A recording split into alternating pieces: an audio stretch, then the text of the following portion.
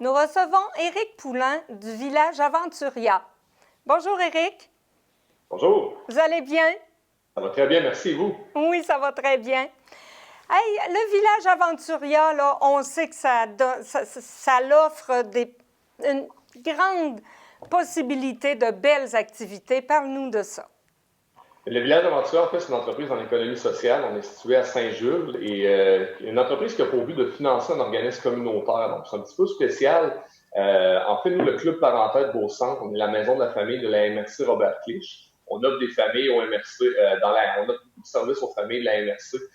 Cuisine collective, on remet des paniers alimentaires, des activités avec les parents, des programmes pour les familles. Donc, il y a beaucoup d'activités.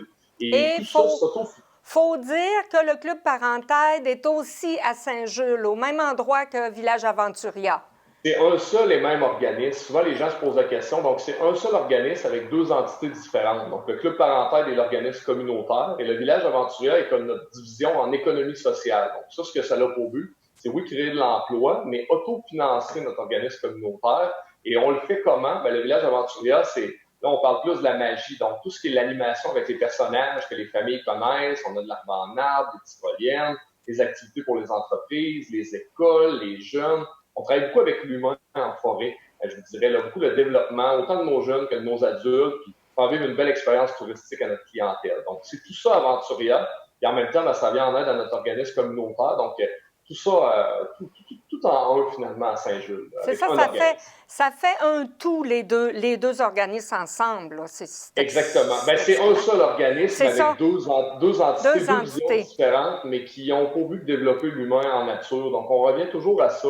Et puis, on a plein de beaux projets comme des camps répit, entre autres, qu'on fait avec les jeunes. Donc, oui, parle-nous donc des camps répit. Les camps répit, en fait, c'est un projet qu'on a bâti avec le CIS puis différents partenaires dans le but de venir en aide aux familles qui ont besoin d'un répit, justement, pour une clientèle. Des fois, c'est pas toujours évident pour les parents avec qu'est-ce qu'on vit, avec toutes les problématiques, avec les enjeux de société actuellement. Donc, nous, on accueille des jeunes à Saint-Jules, on leur fait vivre un 48 heures de camp.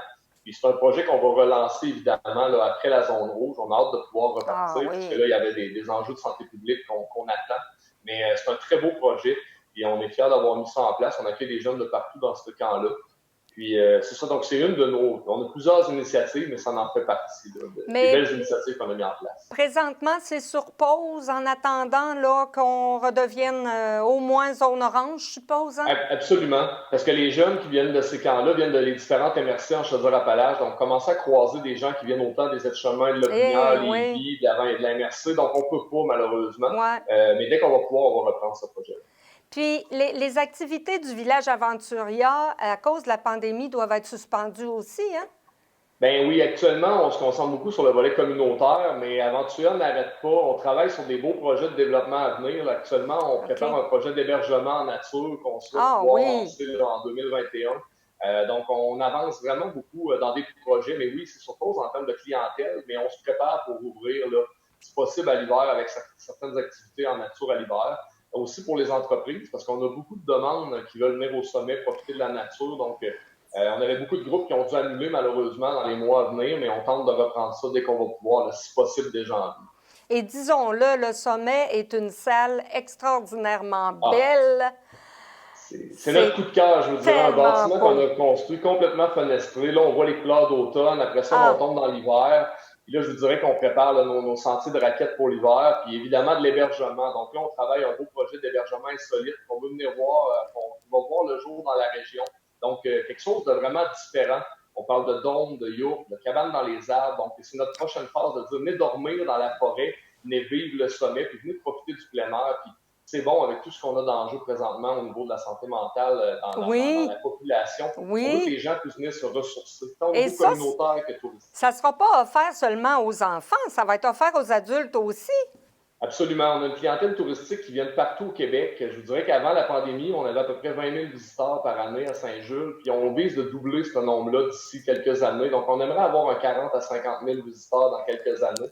Donc, c'est pas tous des gens du coin. Oui, il y a des gens de la MRC, mais on a aussi la clientèle touristique. Donc, c'est clair que c'est un tout. Toujours dans le but de venir en aide aux familles, aux gens, aux personnes vulnérables, puis à nos gens de la région. Mais comment? C'est grâce au dollar touristique, je veux dire, comme ça, qui vient se dépenser dans notre MRC. On est très fiers de ça parce que c'est des retombées locales, pas pas seulement à Saint-Jules, dans toutes les municipalités Ben de la oui, MRC. ben oui, Les postes d'essence, les dépanneurs, les épiceries, absolument. tout ce qu'on peut engager ou faire vivre autour, on le fait. Alors, on parle d'achat local, mais c'est aussi tout ça là, qui Oui, mousse l'achat local. C'est parce que les alentours. absolument, vous avez discuté récemment avec la mairesse, Mme Doyon. On n'a pas Oui, beaucoup de commerce à Saint-Jules. Donc, nous, les traiteurs, lorsqu'on a des groupes, on va faire affaire avec des gens de Saint-Joseph, de Tring, de Saint-Victor. Donc, on encourage beaucoup l'économie locale, puis à aller mettre de l'essence, arrêter dans d'autres attraits touristiques. On parle de la bleuette à Boulan, entre autres à Saint-Fédéric, oui, qui ont l'excellente crème molle l'été. Donc, on collabore beaucoup avec d'autres entreprises comme ça. C'est ça, l'achat local, c'est aussi c'est de ça. référer vers les autres. Exactement. Puis, l'aide alimentaire, est-ce qu'elle fonctionne quand même?